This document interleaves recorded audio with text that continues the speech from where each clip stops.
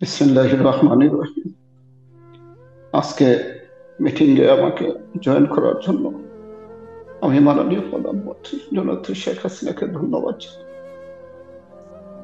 যে আমি প্রথমে শ্রদ্ধার সাথে স্মরণ করি জাতির পিতা বঙ্গবন্ধু শেখ মুজিব এবং 30 লক্ষ মুক্তিযোদ্ধা এবং 2 লক্ষ মা বোনকে এবং স্বাধীনতার সময় থেকে এ পর্যন্ত যত আওয়ামী লীগের নেতৃবৃন্দ মৃত্যুবরণ করেছেন সবাইকে যেন আল্লাহ জান্নাত বাসী করেন।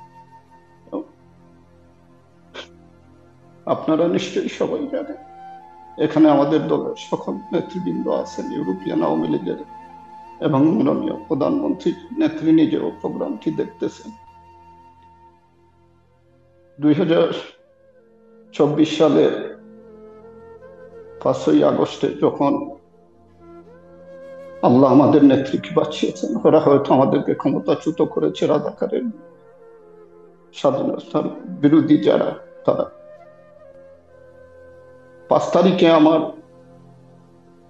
3টি শোরুম ছিল, 3টি ওরা ভেঙে দেয় নাসির রহমানের নেতৃত্বে, যেটি সাইফ রহমানের ছেলে নাসির রহমান এবং বিএনপি জামাত সম্মিলিতভাবে প্রথমেই আমার শোরুমগুলি ভাঙে। পরবর্তীতে আমাদের লন্ডন আওয়ামী লীগের ছিলেন রহিম শহীদ ভাই, ওনার বাসাও ভেঙে দেয় আগুন ধরিয়ে। গত 8ই ডিসেম্বর রাত্রে 1টার সময় আমার মায়ের সাথে আমার কথা হয়েছে। আমার মার সাথে আমার কথা হয়েছে, মা আমাকে বলছে, বাবা তুমি কোথায় আছো, কাউকে বলবা না, তোমাকে ওরা অনেক খুঁজতেছে।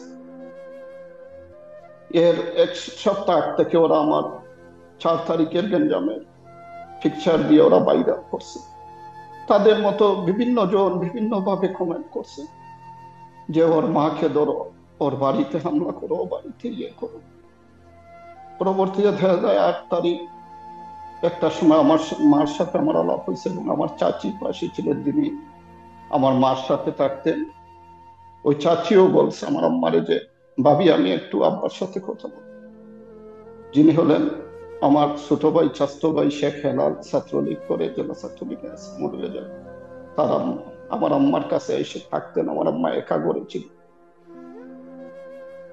রাত 2টায় হঠাৎ দেখা যায় আমার বোন ডাক্তার শেখ টপ্পি বেগম আমাকে ফোন দিয়েছে যে ভাই ঘরে কারা আগুন লাগিয়ে দিয়েছে, আম্মা এবং চাচি করে।